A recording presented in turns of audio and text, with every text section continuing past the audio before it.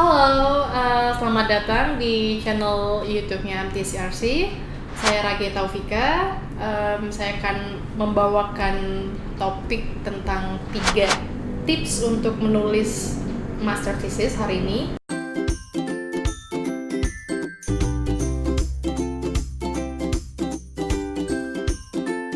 Saya dulu kuliah di University of Glasgow, mengambil Master of Global Security atau dalam bahasa Indonesia keamanan global. Itu belajar tentang isu-isu keamanan. Saat ini saya juga sedang bekerja di lembaga penelitian CSIS dan sedang meneliti isu-isu keamanan juga.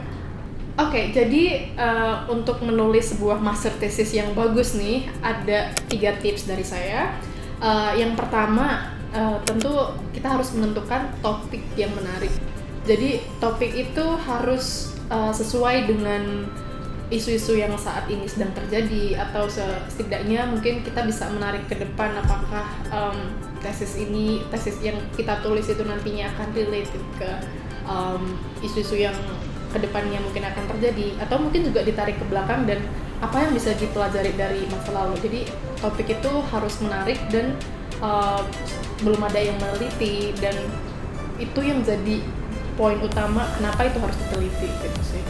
Lalu yang kedua itu adalah plan. Kita membutuhkan plan yang jelas mengenai data yang akan kita gunakan untuk penelitian, di mana kita mendapatkan data itu, apakah datanya sebanyak apa, lalu akan ke instansi mana saja, atau mungkin bahkan kita akan mengunjungi berapa tempat untuk mendapatkan data itu. Jadi plan juga harus kita harus rencanakan dengan matang, dan tidak hanya pengumpulan data, tapi bagaimana kemudian nanti kita menganalisis data itu menggunakan metode apa, apakah kualitatif, kuantitatif, dan metode-metode lainnya yang mungkin akan berguna dan memang berhubungan dengan penelitian teman-teman. Nah, yang ketiga nih, udah ada topik dan udah ada plan, kita harus punya komitmen. Jadi kalau misalkan dulu di S1, kalau kita nggak ada komitmen mungkin skripsinya nggak selesai nih.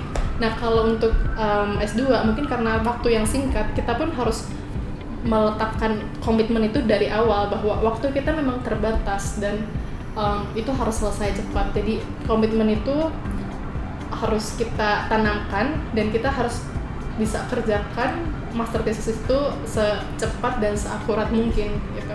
Jadi kalau nggak ada komitmen biasanya akan ada kendala lainnya ya, dan mungkin akan bisa buat kita stres dan mempengaruhi mental health.